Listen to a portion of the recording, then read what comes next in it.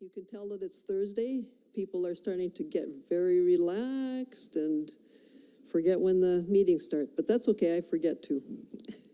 Let's have a word of prayer before we start. Our Father in heaven, thank you for this beautiful day, for being with each of us, helping us in our rest last night.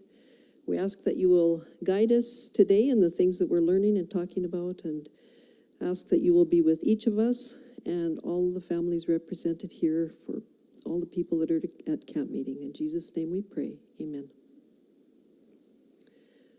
Okay, I'm going to start first. Now, we have lots that we're trying to accomplish today, so we're going to go through very quickly. So if you end up having questions or need more information later, just come and we'll talk later, so that we can get through this and be able to get some of the other stuff to you that we want. This particular part that I'm doing has something to do with, come in, join us, no problem.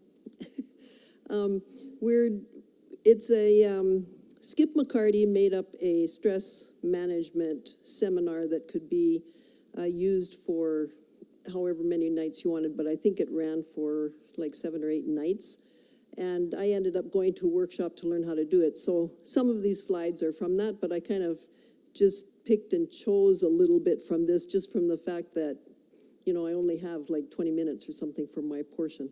So just so you understand that some of this actually, well, most of what I say, of course, isn't mine. I've researched it out, but some of this is coming from Skip McCarty. So in looking at your stress profile, okay, we thought it would be interesting for you to understand or see the profile group. Okay, so if you look at that, it might be a little bit hard to see because that's not summarized on your form. It's just summarized for yourself. Okay, so you'll see that the basic age that we have here, more women than men, and particularly look at the stress scores, and you'll see kind of the colors on there. So is that the one I'm looking at? Go to the next one. Okay, 23 people. I think I have to keep clicking. Females was 70% of who took the test. 30% were the males. The mean score was 70, or problem or indicative of stress. Okay, so this is something to pay attention to. Where were you on your, what was your total score? I think Paul wrote it on the top, did you? But you'll see it in there. I think you might have written it on the top of your stress profiles form, okay? So that's something to consider when we're thinking about looking at stress and burnout. Okay, here's another set of statistics for our group here. Okay, moderate stress level is where the 12% of the population is at in this group. Okay, so moderate stress, 12%. The largest area of the population is 33% in, this is a North American study, so the largest area of the population is at 33% in the strong or positive area. Okay, so look at your score. This group, it was only 13% that was in the strong, positive area in your stress well-being. So that's a little bit worrisome. You need to pay attention to that, okay? But pay attention to the stats that are considered North American stats. This is pre-COVID, okay? So COVID has actually messed it up significantly for pretty much everyone around the world in terms of stress, burnout, anxiety, depression, all those kinds of things, okay? 43% of the population is indicative of stress in this group, which is a total of 10 people. Okay, that's, if you're in that 10, maybe it's something you need to have a wake-up call and say, okay, I need to actually take care of this and do something about it. 13%, that's a total of 3 people in this group, are in significant distress. Really, truly, please come and talk to us, ask more questions. We're not experts, but we certainly can help you maybe understand things a little bit better and understand that truly, truly help would be significantly beneficial for you. My text today is Luke 12:25. Who of you by worrying can add a single hour to your life? I like that text because it shows that worrying, God is telling us that worrying will not help us. It doesn't increase our life. It doesn't add an extra hour to the day. Technically, it hurts us significantly. Okay? So stressors. Stressors, I went a little fast, but stressors are, I'll actually back up. Stressors are actually the pressors, the things that are pressing on us in life. Okay, so that's called stressors. So, maybe you didn't have a good sleep last night. That could be a stressor for you. Maybe somebody growled at you this morning, okay? Maybe that's a stressor for you. Maybe you had a presentation and you're totally stressed out about doing it. Okay, that's a stressor. So stress is our response to the stressors that bombard us every day. Are we going to ever have a life free of stressors? Never, exactly, never. And so our response to those stressors is what is called stress. Okay, so looking at another way, we have an activating event. Okay, so something is causing us stress. Okay, then we have a response, the consequence. It could be physiological. Okay, so we'll look through a little bit of that, what it does. But let's say you get a stomach ache. That might be from your stressor. Emotional would be maybe you'd start crying because of whatever happened with that. Behavioral, maybe you, throw the plate across the room. Okay, different things like that. So our response comes in 3 different ways. Okay, so we don't necessarily respond to our stressors exactly the same, or all 3 ways all the time. We might, but most likely it's going to, depending on our personality, affect us a different way each time. Okay, so of course we're all subject to stressors. How much stress depends on how much we respond to that stressor. Okay, we have external stressors and internal stressors. Okay, so if I'm afraid of heights, that's I am actually. Okay, so that can be a stressor for me. We walked the hike along, what is that called, the place we went? Yeah, so we walked along there, and the last time we went there, we went as far as where you would start going around the edge. And I looked on the book and it said you had to hang on to a chain, and there was, it was a little bit slippery sometimes. I said, Paul, I don't think I can do this. So actually we turned around and went back. Well, last time there was a little more peer pressure, right? I had Paul, I had Ken Corkum, I had I can't be too afraid today, can I? I maybe should try this. And so I'm, have this huge stressor. But when we got there, Ken says, okay, let me get ahead because I want to take a picture of you all coming across. And I was like, no, what if I start crying? Okay, so I get there and I find out, oh, it's not as bad as I thought. This is cool. I can do this. I hung on, didn't look down, but I hung on and managed to cross, and I now will do it again and probably not even be stressed. Okay, so that would be the internal fear that I had that was causing me stressors. Okay, so you understand, of course, that you have both kinds. What is our human reaction to stress?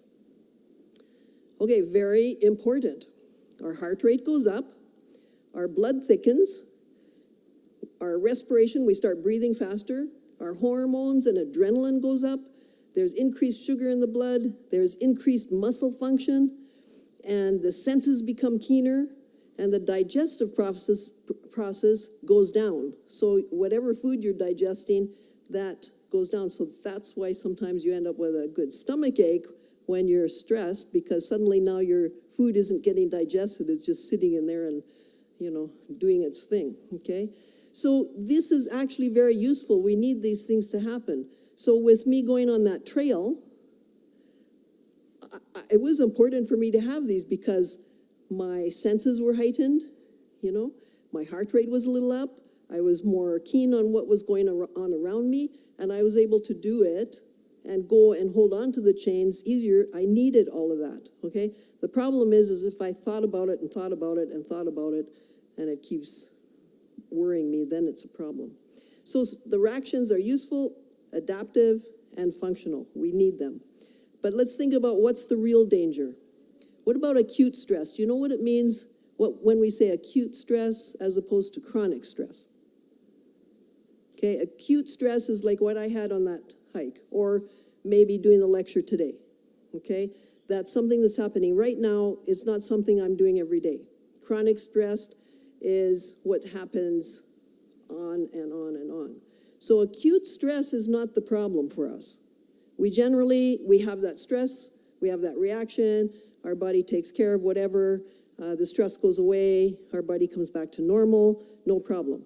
When it's chronic and unrelieved, this is when you have that stressor every day, every day, every day, and pretty soon it's sort of a normal part of your life, but not a normal part of how your body functions. So that's really what causes the damage. So it's interesting, David S. McKenzie, a medical doctor, he actually stated he's in the co-director, or was at this time of making this PowerPoint, co-director of epidemiology and infectious diseases at the Research Medical Center in Kansas City, Missouri. And out of their research, they said chronic unrelieved stress is probably the most severe threat to your immune system. So people that are quite highly stressed on the chronic stress side, okay, they're more likely to be sick more often, okay, or end up with diseases that become a problem for them, okay? So unrelieved stress, that's the last one, okay? But unrelieved stress, immune system, preoccupation with irritating stressors, we can be less productive and more accident prone. Who would have thought of that, right? More accident prone if we're preoccupied with irritating stressors and not acting on our fight or flight. So for me doing the trail, I had to act on the increased adrenaline and everything that was in me. I acted on it by completing it. I went through it, and 5 minutes later, my body's back to normal. Okay, so if you're on the chronic side, all those things that we talked about here recently that's heightened, they stay heightened. So you end up with too much sugar in your blood. You end up with, all those things that become a problem for you. So what are the triggers here? Or what does stress trigger? Heart disease, asthma, diabetes, mental illness, high blood pressure, ulcers, cancers, common cold and flu. Okay? And maybe we could add COVID in here for now. I have no idea. Okay? Don't quote me on that one. An American and British research team, they did a study on 420 adults, and they gave them cold viruses, just the common cold virus. And the people that had the greatest difficulty staying well were the ones that were highly stressed. So they did both studies at the same time, okay? So our psychological, physiological stress has a big impact on the immune system. So it's really, really important to have early detection of the stress buildup. Now, a lot of us say, well, we know our stress levels, we know where we're at, but quite often you may not be as stressed as you thought you are, or you may be more stressed than you think you are, because what happens is you get used to what you are like. Remember when I said yesterday that I was having such trouble sleeping and getting enough sleep, and I didn't even realize I was getting depressed? Okay, someone had to tell me that. Okay, so sometimes you have to take some of these tests like we're giving you, just kind of give you an idea, what level I'm at. Is it where I'm thinking I am? Or is it a little more, and maybe should I do something about it? Okay, so early detection, and so there's tests, there's you can actually go online and do all kinds of tests. But let's quickly go through the relationship. I hope you can read some of this. Relationship between stress, survival, and illness. So this gives you kind of a good idea of what happens If you're a person, when you get stressed, your muscles tense up, okay? Actually, here's an interesting thing too. If you're a driver that's a little bit stressed when you're driving, and if you hold on, or you're going to the dentist's office and you didn't really want to go there, okay, pay attention how you're holding on to your steering wheel, okay? Are you pretty much gripping it pretty tight, okay? So you're causing your muscles to be tight all the time, and maybe that's one way you can relax your muscles, pay attention to that, relax a little bit, don't grip the steering wheel so hard, and maybe you won't be so stressed when you get to work. Maybe some of that stress buildup will go away. Okay, so muscles tensing is important because then we have faster reaction times if it's an emergency. But what's the stress-related symptoms? Headaches and backaches. Do you have headaches and backaches that you don't know why you have them? Maybe think about, what are your muscles quite tense? Increased adrenaline mobilizes resources for rapid action. Let's say you're walking down the street and suddenly a car is swerving toward you. You need all of this stuff to jump out of the way, right? Okay, so you need rapid action. What happens if you have this all the time? Increased adrenaline in your system. Irritability, anxiety disorders, and insomnia.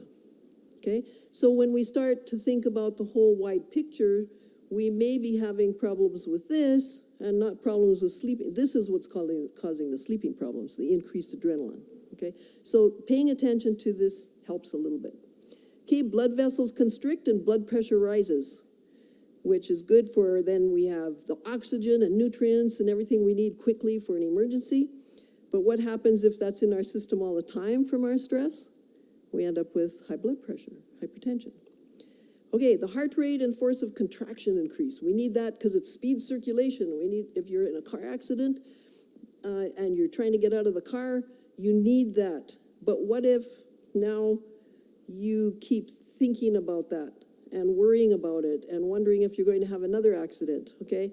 That heart rate stays up and you can't bring it down.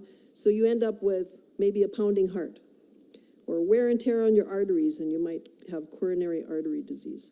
Okay, interesting, when we're in a stress situation, our blood clotting occurs more quickly to minimize the loss of blood. Isn't that cool how God made our body? So if we end up with a cut, immediately the blood clotting properties start working in our body to help change that for us, okay? So what happens though if the stress is causing that blood clotting action in our body all the time? We end up with sclerotic coronary disease and strokes. Okay, so you can see why stress becomes a very important aspect to what might be happening in our lives and what might happen later. Blood vessels to the brain constricts and then dilates. So the blood shifts to the large muscles. That's migraine headaches. So stress can cause migraine headaches. Tension headaches are from the muscles. Okay, migraine headaches are from the blood in the brain constricting and contracting. Okay, so two different kinds of migraines, two different ways to have to deal with them. Sugars added, rapid source of energy to quickly run away or whatever it is you have to do. But if we have that in the bloodstream all the time, we end up with possible diabetes, elevated cholesterol. So you can see how this all ties in together. We might eat the best diet possible. We might always exercise, although all of this helps. But if we are significantly stressed, we are still going to have these health issues. So remember we talked yesterday about balance and keeping things in a good order. Well, this is adding to that. So what are the signals? So think about this in your setting. Constant tension headaches, prolonged fatigue, disorientation, sleeplessness, irritability, often feeling depressed, constantly feeling overwhelmed, you just can't handle this. And your own body has its own symptoms, okay, that are different from mine. Okay, so if you start paying attention to your body a little more, it helps. Let's look a little bit about the ABCs of stress management. Awareness. Okay, so awareness is by things you already know. You know you're stressed, but maybe doing some kind of stress tests to get an idea, how bad is it, because you don't see yourself very clearly sometimes. Understanding that we need a balance in how we're dealing with our stress, and understanding that maybe we need a big change, okay? And interesting, if you keep doing the same things the way you always do for dealing with stress, you will not change it. Makes sense, right? Because that's a habit of yours. That's the way you're doing it. And so change is extremely important in talking about stress management. So definition, stress management is process of responding. So it's a response to the stressors of life by making choices and taking actions that are intended to prevent or minimize. We might not be able to prevent, but we could minimize harmful consequences and create or maximize positive results. Okay, so process, response, choice, action, prevent, and create. So it looks complicated and it's hard sometimes for us because we're in a state of habit. Okay, we're creatures of habit, but it's something that is very doable. So the part that I want to bring is it is doable. Sometimes we need help, but it's very doable. 7 keys that Skip McCarty came up with is on the prevent side: prayer, spiritual centering, relaxation. If we have our prayer and Bible study and talks with God, plus relaxation, which is important. Remember, we talked about 3 hours before bedtime, you can have a good bedtime routine. Well, that will help you for the next day, actually. Exercise, amazing. You need exercise for stress management. Who would have thought? Huh? So exercise and activity. What is your viewpoint?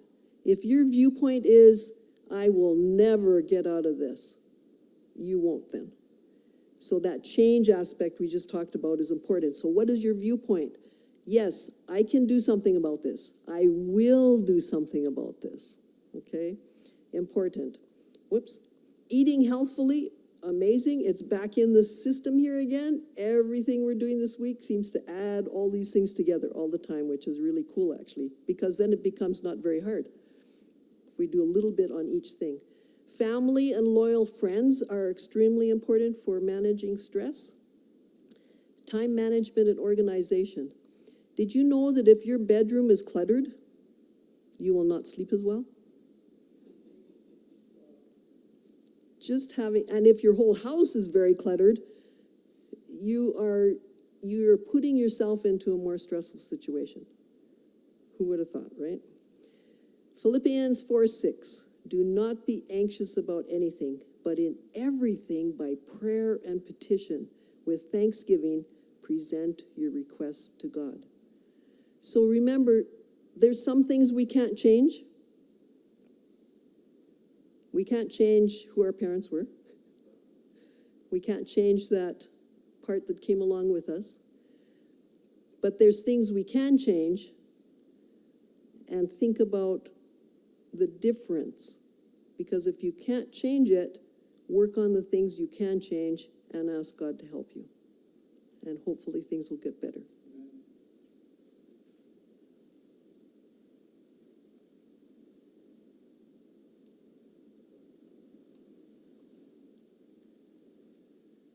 Is this working, Brian? Sounds like it is.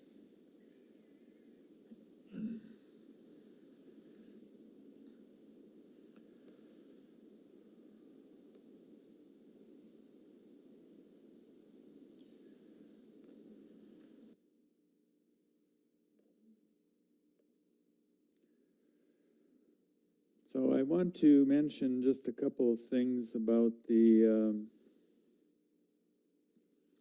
sleep issues. You did not fill out that. You should definitely fill that out. It is pretty revealing. It's a little tricky to do the stuff, but also do not let sleep apnea go unaddressed. I cannot stress that enough. I've had quite a number of people that I know that have died from sleep apnea because they did not address it. In one of those situations, the husband finally convinced the wife, go get checked. And she had an appointment the next day, and she died that night. Next week, and she died because of sleep apnea. My cousin's daughter's husband died from sleep apnea at a very young age. This greatly affects the heart, the brain. I know people who are suffering from dementia, Alzheimer's, who are on CPAP machines, and they quit using them. That oxygen is important to the brain at night. It is extremely, and the mood shifts that happen with people who do not get their sleep. I've dealt with hundreds and hundreds and hundreds of students. Do you sleep at night? What's your stress level? Just like, it's ridiculous at times. And so they do need some help. So I just wanted to mention that as we talk about burnout a little bit. So Jeremiah 31:25, this is from the Berean Study Bible. For I will refresh the weary soul and replenish all who are weak. So you're going to get the group statistics a little further on in this. But I do want to share with you some of the stuff on burnout because on this, am I the problem here?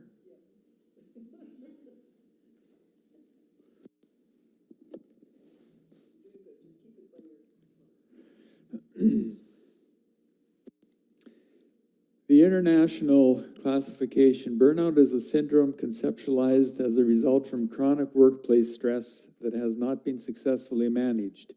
It is characterized by 3 dimensions. So, am I going to have to stick with this thing? Increased mental distance from one's job or feeling of negativism or cynicism relate to one's job and reduced professional efficiency. Now, if you think for any part of this that you're off the hook because you're retired or not working, you absolutely are not. Ask us. Because when we were asked immediately after we retired to do certain jobs, Donnelly had the prime answer for this. She says, we aren't even used to being retired yet. Give us a chance to know what that's all about. Then we can decide. And if we had not been involved in some way, we wouldn't be here, Ken. So you start to gauge that because as a retired person, it is critical because of your expertise, your wisdom, your knowledge, your experience, that you contribute to the community and the church, however that is, to reduce the stress of the people who are involved at that other level. Does that put the administrators off the hook? No. Does that put the pastors off the hook? No. Probably an administrator of something. But we'll get a little bit to the administrative part of this versus the other part of this so that people actually understand this a little bit. So the outcomes sometimes with this of burnout are job performance. So they withdraw, they're absent, sick days that aren't sick days. They call in, no, I'm not coming to work. Turnover, low productivity, decreased job satisfaction, or they start to get critical of the organization. It's not very hard to do. You know, everybody kind of has a way to solve their problems, it seems, on a regular basis. Most of that is sitting outside and talking to your friends, and you can solve all the world problems in no time at all. But really, that is probably not the way to do it.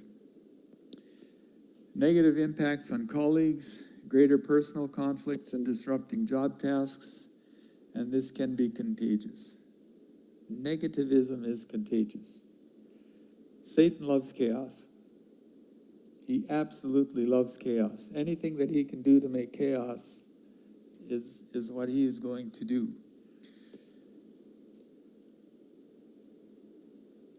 So, somehow I got that doubled up there.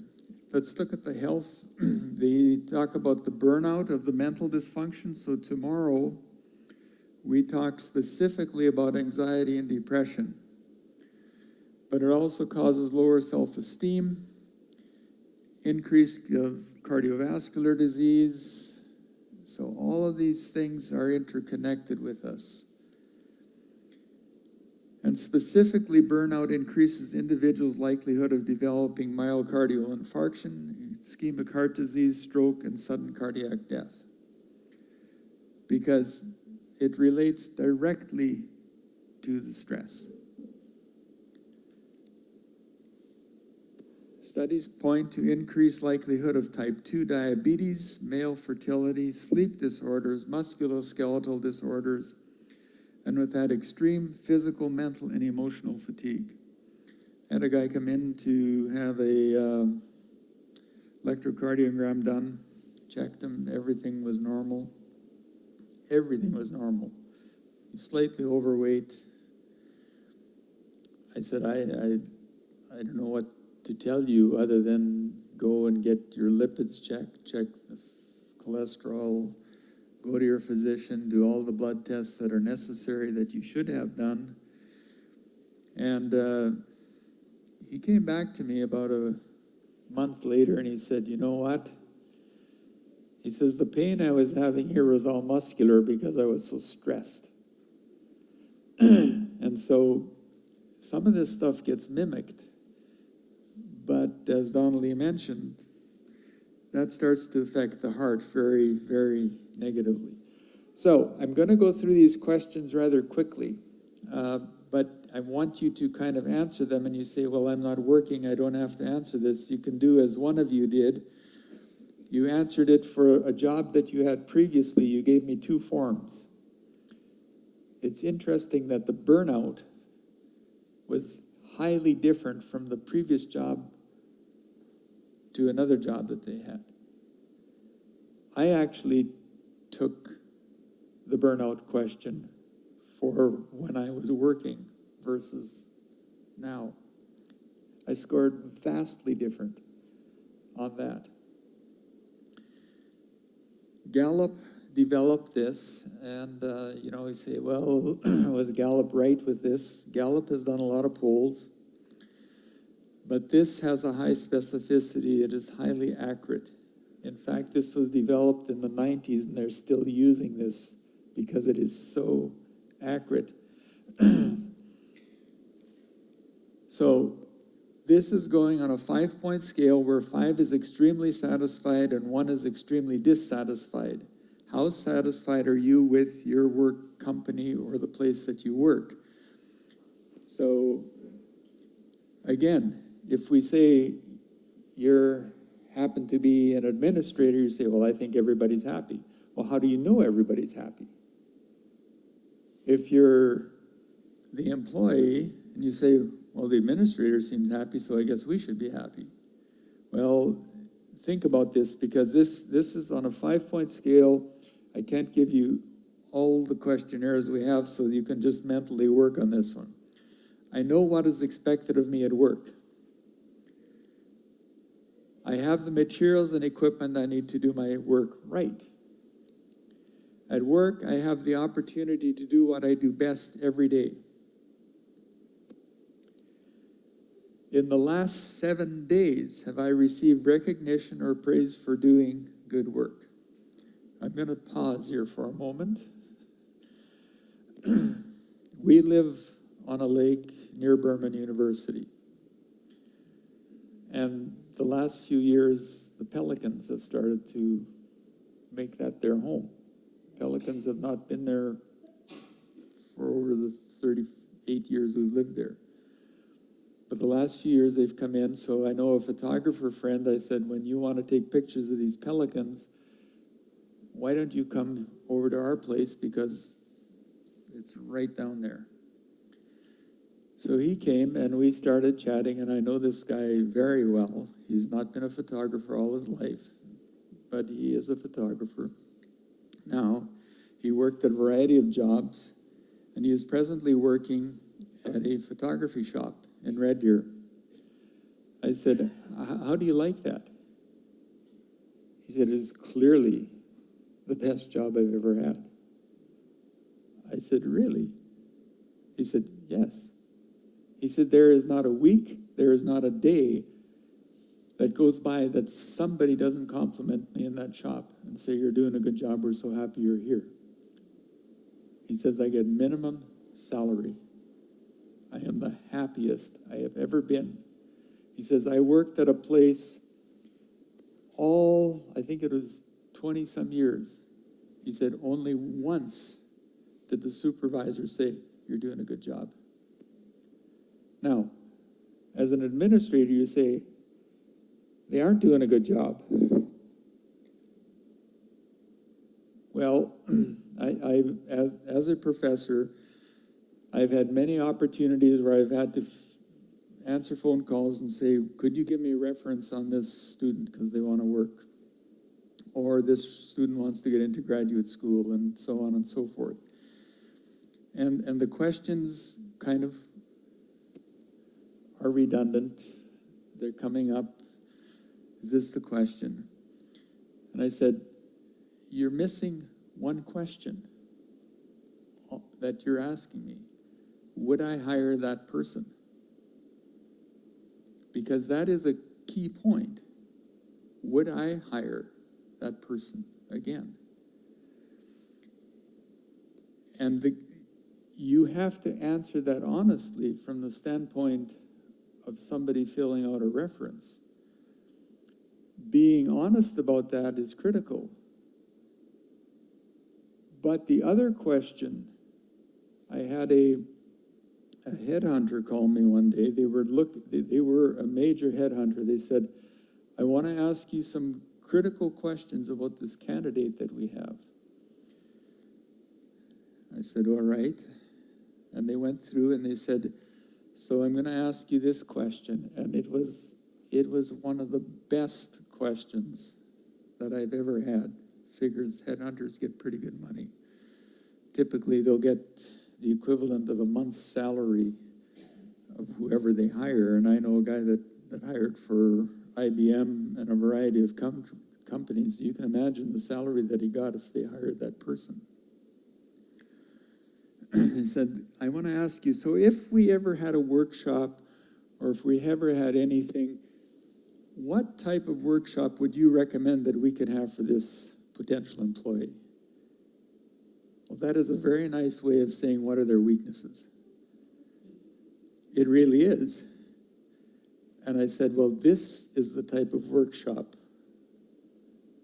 that I would give for this person. Therefore, as an administrator, to help avoid the burnout, check with the employees.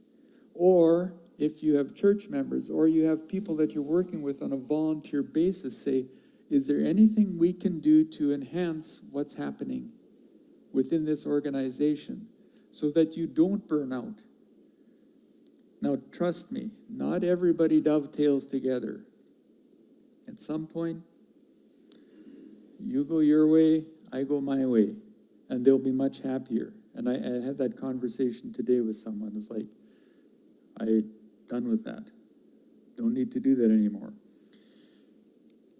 Recognition is important. My supervisor or someone at work seems to care about me as a person. Do they? Do you? As we've traveled around, we hear the most incredible stories that I just kind of put into my saddlebag, so to speak, and say, hey, this is fantastic. Or this is deplorable. Well, how do you think you can fix this? There is someone at work who encourages my development. So I won't get into that too deep, but I will get into it deep enough to say, is there continuing education? Are there workshops? What are you really good at? One of the things that I used to do with the students on a regular basis, it's a personality type thing, but it's how to work with people in the organization. And students were always amazed at the end of that. When they finished it, they were like, I did not know I affected people that way. I said, well, I think your peers are telling you something. And it wasn't negative all the time. It was clearly positive many of the times. I didn't know that I was considered to be a positive person. Well, you are. Okay, number 7, at work, my opinion seems to count. Is it a situation that I don't care what you're doing in life, even in a family situation? Do they ask the question just to make it sound like they're wanting to sound like they really care? Or are they actually making a difference with it? The debriefings we used to have after the field trips in my classes were very revealing to me. They were also very humbling to me most of the time. Because I would ask the students, I said, if there's one thing that you could change about this class, and if there's one thing you could change about this field trip, what would it be? And it was always revealing. And I would take notes of that. The changes would happen within the next semester. If it is within my power, the changes would happen. If it didn't include an ethical problem, if it didn't include a safety risk management problem, if there was something that I could do. Some of you know Pastor Ron Sydenham. He used to be the pastor of the church. And he says, so you're having the sermon today? I said, yes. I said, you see the beams up there? I said, I want to put some climbing ropes up there for a demonstration. He said, done, do it. He says, I never say no to a new idea unless there's something critically wrong with that idea. Those hooks up there that we put in the eye bolts, rock climbing eye bolts, have been used time and time and time again by all kinds of organizations. So think about what that opinion means to somebody. If you're just rhetorically repeating this back to them and then they really don't care, you're wasting paper, I guess. The mission or the purpose of my company makes me feel my job is important. Does it? My associates or fellow employees are committed to doing quality work. How do you engage them?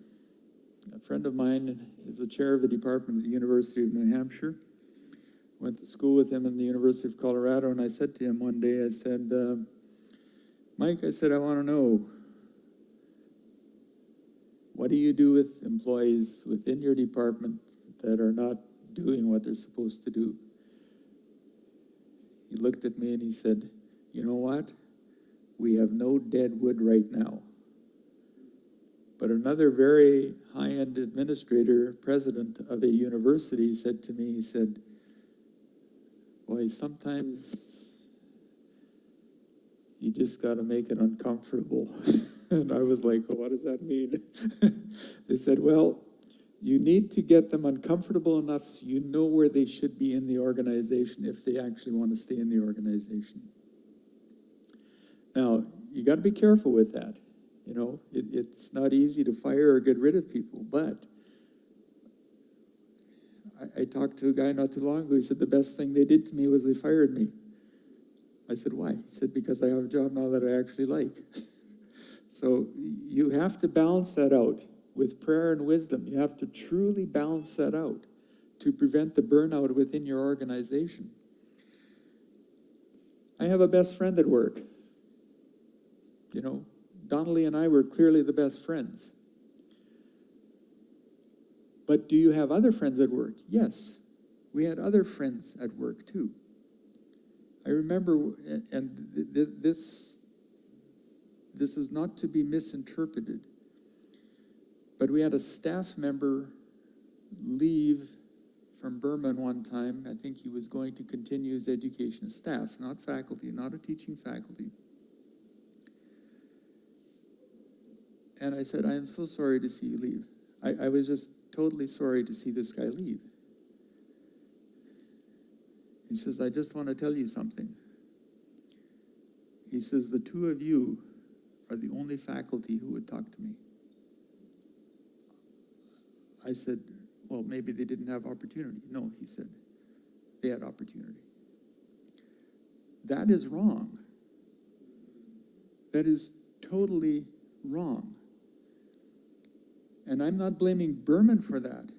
I'm blaming interpersonal relationships on that. Another gentleman who recently moved to another position, he said, you were the first people on the campus that came and talked to me and welcomed us to your country. Make that a part of whatever you do in your community, in your church. In the last 6 months, someone at work has talked to me about my progress. Okay, I am not keen on these evaluations that you plug into the computer every day. You know, we did the whale watch yesterday. They're super. They were good. They said, go to TripAdvisor, give us a 5-star. I don't have a particular problem with that. The problem I have is evaluating everything that you get false evaluations and you do not get into the real questions. I've done enough research classes that I know that the questions are totally skewed to make it look good. You got to ask the questions the right way. But what about the progress in the work environment? And evaluations, I've been evaluated by students, by peers, by administration, constantly evaluated. And after a while, you know, and I had to evaluate students. It's like, no, could you just sit down and talk with me? Go into the office of the person. Do we, as professors at Burman, know the offices of another prof? Have we ever been in their offices? That is the question I would ask my fellow faculty members. That is the major question I would ask my administrators. Have you been to the office of every one of your faculty and staff? It is on their turf now. It is not you calling them into your turf. That becomes critical. Do we visit them at the home? I was an elder at the church for a long time, and I ended up doing 60 phone calls to try to talk to people through COVID, just to try to help them out. They said, you'll have to talk like maybe 5-10 minutes just to get it. Are you kidding me? I don't know if I ever had a 5-minute phone call. Most of them were 30, 40, 50 minutes because somebody was talking to them. You couldn't go to their homes because you're in the middle of COVID. One guy told me, he said, nobody has called me through my wife's cancer situation or anything for 3 years. I said, I apologize. I apologize on the behalf of where we failed you, because we have. In the last year, have I had opportunity to learn and to grow? This is really critical. Has there been a workshop that I could attend? You know, with the mental health thing that you mentioned, Donnelly. Over the top with the North American Division. I just got an email from the NAD today. Their focus is on mental health, and their website is just going to increase with the mental health stuff coming up on the website. So, the person, job fit, match or mismatch. So you can see how the workload, the control, the fairness, the reward, the community. These are all the things within this. And once you get to the middle of that,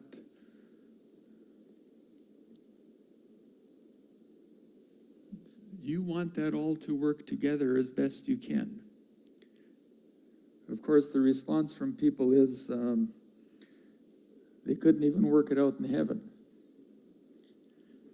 That's why we are where we are right now.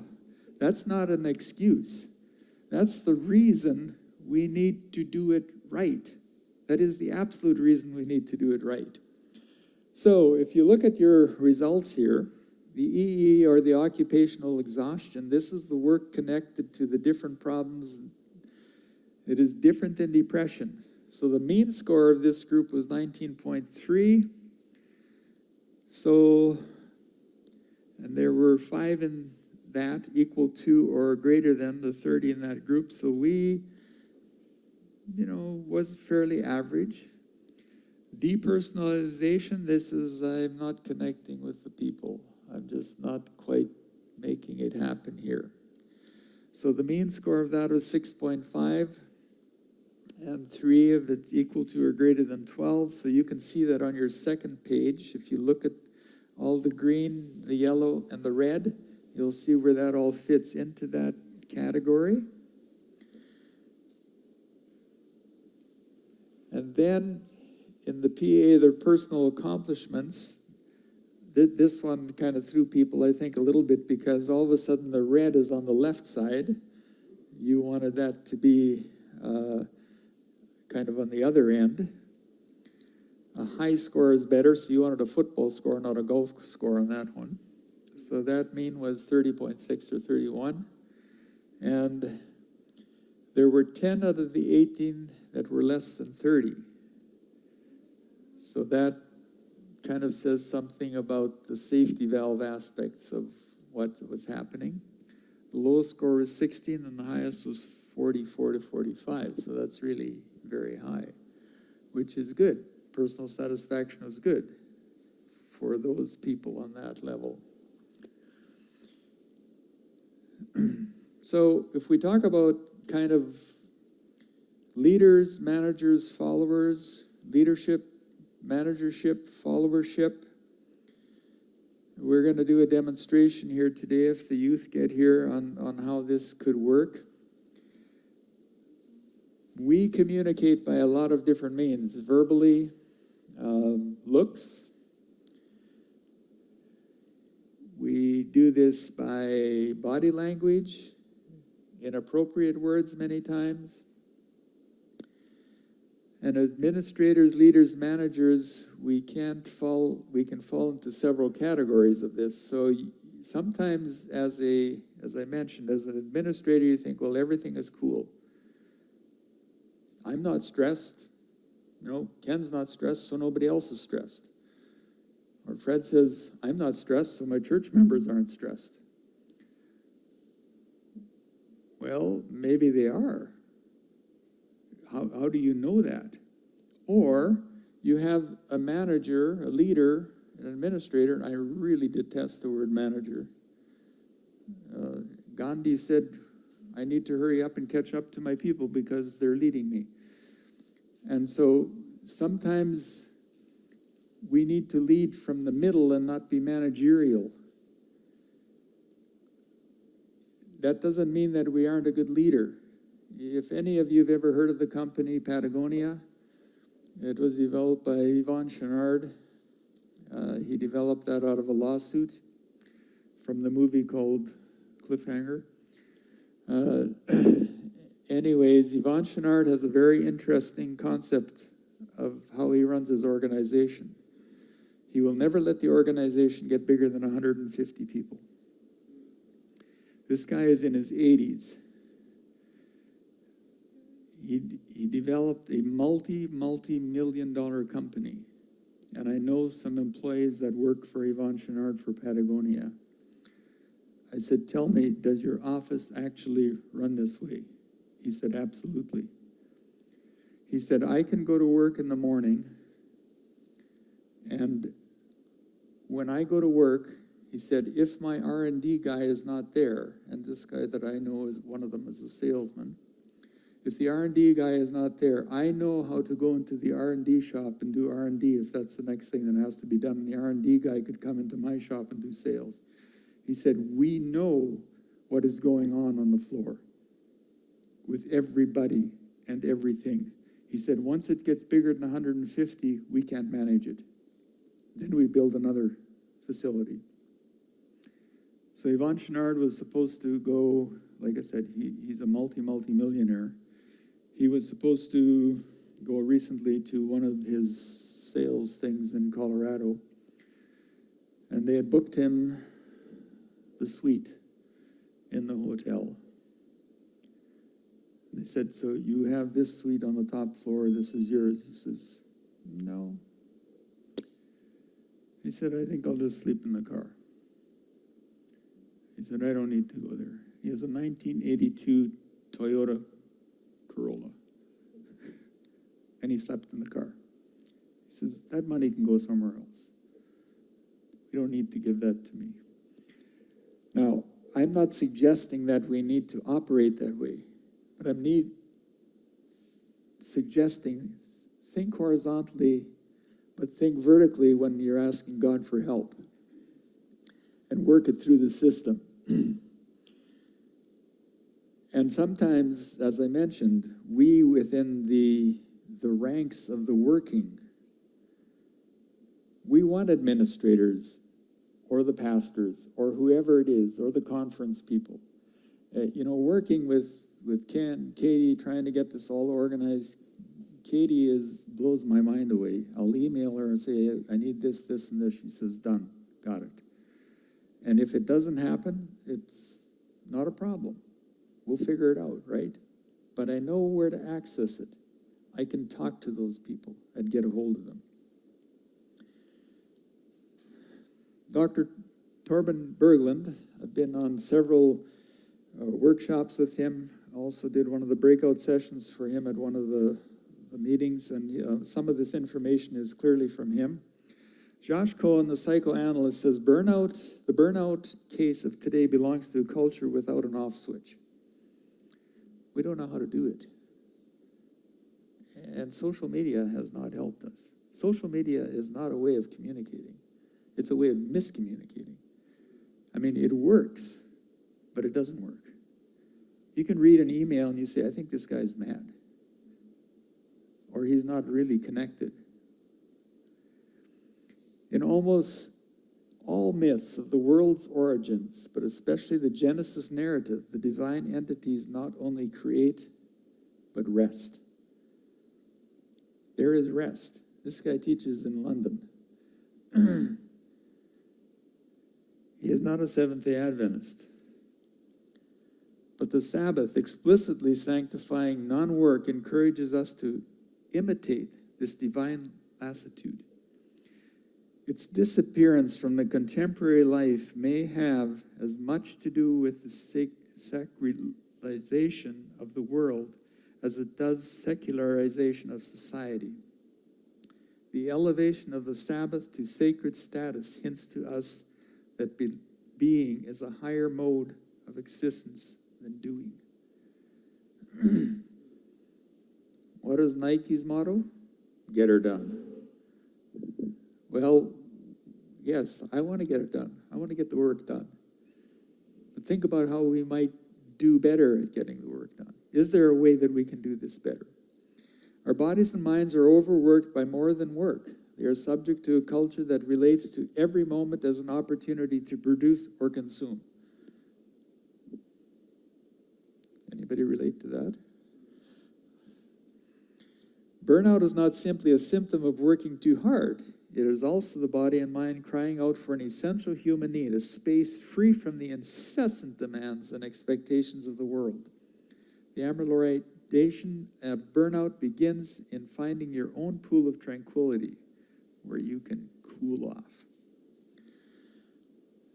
So, in case there's any disagreement with that, Ellen White has a pretty strong statement on this too. Our God is ever merciful, full of compassion, and reasonable in all his requirements. He does not require that we shall pursue a course of action that will result in the loss of our health or the enfeeblement of our powers of mind. He would not have us work under a pressure and strain until exhaustion follows and prostration of the nerves. The Lord has given us reason, and he expects that we shall exercise reason and act in harmony with the laws of life implanted within us, obeying them, that we may have a well-balanced organization. A well-balanced organization. Several provinces now you can get doctor's prescriptions. Alberta's one of them for nature therapy. So let's look at a few things here about how to avoid the burnout. Emotional, forgive, compassion, kindness. I wonder why the exercise keeps coming up, right? It just keeps coming up. Physical restructuring, stretch, get outside in sunlight and nature. As I was doing this, getting this last touch-ups here today, Donnelly's in the room doing her stretches. She's getting it ready for, she's on first, right? Support from the family and friends, positive communication in person if possible. Avoid negative media and social media. Set and maintain boundaries. People have asked me, well, you're on Facebook, right? I am not on Facebook. If people need to get a hold of me, they probably have my cell phone. They have my email. I don't need to spend my time on Facebook. Now, I'm not trying to decry Facebook. It is not for me. It clearly is not for me. Spiritual, read your Bible, pray, share Christ with others, journal, meditate on God's word and nature again. I cannot tell you how many students I've had come off of the solo that we give them in either the leadership or the survival class. And they said, wow, I got things straightened out. And many of them, it was straightened things out in the social aspect of the life with their parents. Work this out with family, loved ones, friends, or co-workers. Ask for help when needed. Set a realistic schedule that includes breaks. Get professional help. Seek God. Philippians 4:13, I can do all things through Christ who gives me strength. And the Lord replied, my presence will go with you and give you rest. So I'm going to ask here before we give you the next set of questions, if you have any questions for Donnelly or myself. Ken? A question I have is in restfulness to your spirit. Often when I'm out for my exercise, I see people coming along with earplugs, listening to music or listening to whatever. And I ask myself, am I enjoying this restfully more than they are, or are they enjoying it more than I am? So what do you recommend? Do you listen to natural sounds around you, or do you use artificial sounds in your head when you're doing relaxing exercise out in nature? Well, I've got several answers to that, and Donnelly will have some as well. There's a pastor of a church in Lacombe. I'm not sure what denomination it is. He walks by our place regularly, and I mentioned to you the other day about the accountant that I know very well. He said he knows that pastor. He said when he walks, he prays. That's what he does.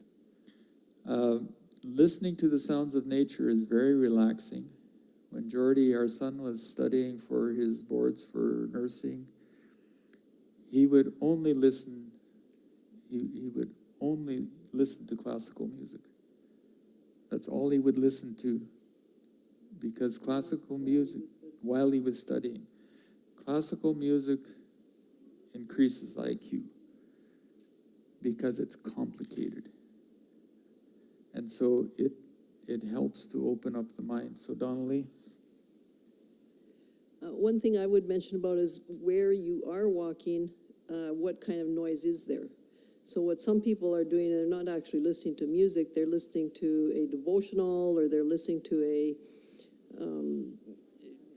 podcast or something that's increasing something that they're interested in. But if you're in a nature area, I would say you just need some of both. But some people, it's handy to do multitasking, what do they call it? Tasking, in a way. So I know one lady, she always had to do more than one thing at a time. She was a teacher, and so she was reading a book. So this is back before you could have that. She was reading a book and jogging. Of course, she fell and broke her leg, tripped and broke her leg. So pay attention. But yes, the sounds of nature are extremely important. But sometimes if you're in a city and you don't have those sounds, maybe something else is going to help you relax more. So that's my take on it. Other questions, comments?